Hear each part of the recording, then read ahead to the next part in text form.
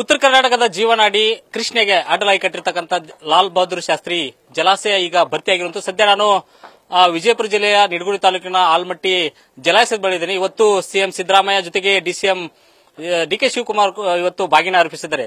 ನೀವು ದೃಶ್ಯ ನೋಡಬಹುದು ಯಾವ ರೀತಿ ಈಗ ಸಿದ್ಧತೆಯನ್ನು ಮಾಡಿಕೊಂಡಿದ್ದಾರೆ ಅನ್ನುವಂಥದ್ದು. ಪ್ರಮುಖವಾಗಿ ಈ ಒಂದು ಜಲಾಶಯ ರಾಜ್ಯದಲ್ಲಿ ಅತಿ ದೊಡ್ಡ ಒಂದು ಜಲಾಶಯ, ಸುಮಾರು 123 ಟಿಎಂಸಿ ಸಾಮರ್ಥ್ಯ ಹೊಂದಿರತಕ್ಕಂಥ ಒಂದು ಸದ್ಯ ಈಗ 123 ಟಿಎಂಸಿ ಭರ್ತಿ ಆಗಿರ್ತಕ್ಕಂಥದ್ದು. ಹೀಗಾಗಿ ಪ್ರಮುಖವಾಗಿ ಆಲ್ಮಟ್ಟಿಯ ಈ ಒಂದು ಕೃಷ್ಣೆಗೆ ಇವತ್ತು ಬಾಗಿನ ಅರ್ಪಿಸುವಂತ ಎಲ್ಲ ಸಿದ್ಧತೆ ಕಾರ್ಯಗಳನ್ನು ಇವತ್ತು ಜಿಲ್ಲಾಡಳಿತ ಮತ್ತು ಕೆಬಿಎಸ್ಎನ್ಎಲ್ ಅಧಿಕಾರಿಗಳು ಮಾಡಿಕೊಂಡಿರುವುದು. ಪ್ರಮುಖವಾಗಿ ಈಗ ಆಲ್ಮಟ್ಟಿಯ ಜಲಾಶಯದ ಸುತ್ತಮುತ್ತ ಈಗ ಮಧುವಣಗಿತ್ತಿಯಂತೆ ಸಿಂಗಾರಗೊಂಡಿರುವಂತದ್ದು. ಪ್ರಮುಖವಾಗಿ ಈಗಾಗಲೇ ನೀವು ದೃಶ್ಯದಲ್ಲಿ ಗಮನಿಸಬಹುದು, ಒಂದು ಬಾಗಿನ ಸಲ್ಲಿಸಲಿಕ್ಕೆ ಎಲ್ಲ ರೀತಿಯ ಸಿದ್ಧತೆಯನ್ನ ಮಾಡಿಕೊಂಡಿರುತ್ತದೆ. ಹೂವಿನಿಂದ ಅಲಂಕಾರ ಮಾಡಿರುವಂತದ್ದು. ಪ್ರಮುಖವಾಗಿ ಸಂಜೆ ಹೊತ್ತಿಗೆ ಈ ಒಂದು ದೀಪಾಲಂಕಾರ ಕೂಡ, ವಿದ್ಯುತ್ತಿನ ದೀಪಾಲಂಕಾರ ಕೂಡ ಇಂದ ಆಲ್ಮಟ್ಟಿ ಜಲಾಶಯ ಕಂಗೊಳಿಸುತ್ತಿರುವಂತದ್ದು. ಈಗ ಈ ಒಂದು ಕೃಷ್ಣೆಯ ಜಲದಿಗೆ ಗಂಗಾ ಪೂಜೆ ಮತ್ತು ಬಾಗಿನ ಅರ್ಪಿಸುವಂತ ಎಲ್ಲಾ ರೀತಿಯ ಸಿದ್ಧತೆಗಳನ್ನು ಈಗಾಗಲೇ ಅಧಿಕಾರಿಗಳು ಮಾಡಿರುವಂತದ್ದು. ಒಂದ್ ಕಡೆ ಸ್ವಾಮೀಜಿಗಳಿಂದ ಈ ಒಂದು ಪೂಜೆ ಕೈಂಕರ್ಯ ಆಗಿರಬಹುದು, ಜೊತೆಗೆ ಬಾಗಿನ ಸಲ್ಲಿಸಲಿಕ್ಕೆ ಏನೇನ ವ್ಯವಸ್ಥೆ ಮಾಡಿಕೊಳ್ಳಬೇಕಾದ ಎಲ್ಲ ಸಿದ್ಧತೆಗಳನ್ನ ಈಗಾಗಲೇ ಇಲ್ಲಿನ ಅಧಿಕಾರಿಗಳು ಮಾಡಿಕೊಂಡು ಇನ್ನೇನು ಕೆಲವೇ ಕ್ಷಣಗಳಲ್ಲಿ ಸಿಎಂ ಸಿದ್ದರಾಮಯ್ಯ ಜೊತೆಗೆ ಡಿಸಿಎಂ ಡಿಕೆ ಶಿವಕುಮಾರ್, ಜಿಲ್ಲಾ ಉಸ್ತುವಾರಿ ಎಂಬಿ ಪಾಟೀಲ್ ಮತ್ತು ಶಿವಾನಂದ ಪಾಟೀಲ್ ಆಗಿರಬಹುದು, ಜೊತೆಗೆ ಆರ್ಬಿ ತಿಮ್ಮಾಪುರ್ ಎಲ್ಲ ಸಚಿವರು ಸಹ ಮತ್ತು ಅವಳಿ ಜಿಲ್ಲೆಯ ಶಾಸಕರು ಮತ್ತು ಸಚಿವರು ಕೂಡ ಇಲ್ಲಿ ಬಾಗಿನ ಅರ್ಪಿಸುವ ಒಂದು ಕಾರ್ಯದಲ್ಲಿ ಭಾಗಿಯಾಗಲಿದ್ದಾರೆ. ನೀವು ದೃಶ್ಯದಲ್ಲಿ ನೋಡಬಹುದು. ಇದರಲ್ಲಿ ಗಂಗಾ ಪೂಜೆಗೆ ಸಂಬಂಧಪಟ್ಟಂತೆ ಅರ್ಚಕರು ಎಲ್ಲ ರೀತಿಯ ಸಿದ್ಧತೆಗಳನ್ನ ಮಾಡಿಕೊಂಡಿದ್ದಾರೆ. ಇಲ್ಲಿಯ ಒಂದು ಸಿದ್ಧತೆ ಬಗ್ಗೆ ಅರ್ಚಕರಿದ್ದಾರೆ, ಅವರು ಈ ಬಗ್ಗೆ ಏನ್ ಹೇಳ್ತಾರೆ ಅಂತ ಕೇಳೋಣ. ಸ್ವಾಮೀಜಿ, ಈಗಾಗಲೇ ಯಾವ ರೀತಿ ಇಲ್ಲಿ ಸಿದ್ಧತೆಗಳನ್ನು ಮಾಡಿಕೊಳ್ಳಲಾಗಿದೆ? ಇಲ್ಲಿ ಗಂಗಾ ಪೂಜಾ ಮಾಡಲಿಕ್ಕೆ ಫಸ್ಟ್ ಗಣಪತಿ ಪೂಜಾ ಹಾಗೂ ಮಹಾಗಂಗಾ ಕಲಶ ಪೂಜಾ ಹಾಗೂ ಈ ಕ್ಷೇತ್ರದ ಅಧಿಪತಿಯಾದಂತಹ ಯರಗೂರೇಶನ ಪೂಜೆಯನ್ನು ಮಾಡಿ ಇಲ್ಲಿ ಏನದ ಬಾಗಿನ ಅರ್ಪಣೆಗೆ ಎಲ್ಲ ತಯಾರು ಮಾಡಿದ್ದೇವೆ.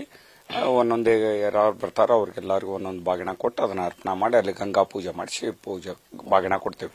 ಇದು ಮುಹೂರ್ತ ಯಾವ ರೀತಿ ತಾವು ನಿಗದಿ ಮಾಡ್ತಾರೆ? ಬೆಳಿಗ್ಗೆ ಮುಹೂರ್ತ ಚೆನ್ನಾಗಿತ್ತು, ಅದು ಮತ್ತೆ ಬರೋದು ಸ್ವಲ್ಪ ಲೇಟ್ ಆಗಿದ್ದಕ್ಕೆ ಮಧ್ಯಾಹ್ನ ಮೇಲಿಂದ 3ಕ್ಕೆ ಇದೆ. ಹಾಗೆಲ್ಲ ಮುಹೂರ್ತ ಚೆನ್ನಾಗಿದೆ. ಮುಹೂರ್ತ 3 ಗಂಟೆಯಿಂದ 4:15 ತನಕ ಇದೆ. ಈ ಬಾಗಿನ ಅರ್ಪಿಸೋದ ವಿಶೇಷತೆ ಏನು ಮತ್ತು ಹಿನ್ನೆಲೆ ಯಾಕೆ ಅರ್ಪಿಸಬೇಕು?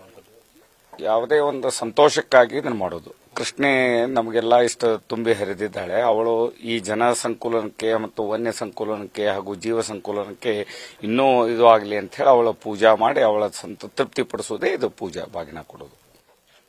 ಇನ್ನು ಪ್ರಮುಖವಾಗಿ ಈಗ ಕೃಷ್ಣೆ ತುಂಬಿದ್ದಾಳೆ. ಹಾಗಾಗಿ ಈ ಒಂದು ಶುಭ ಸಂಕೇತಕವಾಗಿ ಕೃಷ್ಣೆಗೆ ಬಾಗಿನ ಅರ್ಪಿಸುವಂತ ಎಲ್ಲಾ ಕಾರ್ಯಗಳು ಪ್ರತಿ ವರ್ಷ ಕೃಷ್ಣೆ ತುಂಬಿದಂತ ಸಂದರ್ಭದಲ್ಲಿ ಬಾಗಿನ ಅರ್ಪಿಸುವುದು ಒಂದು ಸಂಪ್ರದಾಯ. ನೀವು ದೃಶ್ಯ ನೋಡಬಹುದು ಯಾವ ರೀತಿಯಾಗಿ ಕೃಷ್ಣಾ ನದಿ ಮೈ ತುಂಬಿರುವಂತದ್ದು. ಕೃಷ್ಣೆ ಘಟಪ್ರಭಾ ಎರಡು ಜೊತೆಯಾಗಿ ಇಲ್ಲಿ ಬಂದು ಸಂಗಮ ಆಗ್ತದೆ.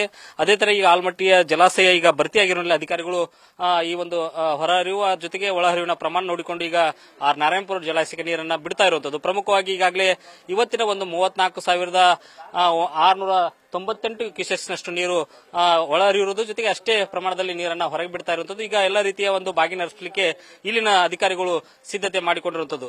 ಒಟ್ಟಿನಲ್ಲಿ ಇದು ಶುಭ ಸಂಕೇತಕವಾಗಿ ಮತ್ತು ಕೃಷ್ಣೆ ಮೈದುಂಬಿರುವಂತದ್ದು, ಜೊತೆಗೆ ಭರ್ತಿಯಾಗಿರುವ ಹಿನ್ನೆಲೆಯಲ್ಲಿ ಈ ಒಂದು ಬಾಗಿನ ಮತ್ತು ಗಂಗಾ ಪೂಜೆಯನ್ನು ಅರ್ಪಿಸುವ ಮೂಲಕ ಒಂದು ಶುಭ ಸಂಕೇತ ಪರಿಣಾಮವಾಗಿ ಇವತ್ತು ಇಲ್ಲಿ ಎಲ್ಲಾ ರೀತಿಯ ಸಿದ್ಧತೆಗಳನ್ನು ಮಾಡಿಕೊಂಡಿರುವಂತದ್ದು. ಕ್ಯಾಮರಾ ಪರ್ಸನ್ ಪಾಂಡುರಂಗ ಜೊತೆಗೆ ರಾಚಪ್ಪ ಬಂದಿದ್ದೀನಿ, news first Kannada, Vijayapura. News first ನಿರ್ಭೀತಿಯಿಂದ ನಿಮ್ಮ ಪರವಾಗಿ.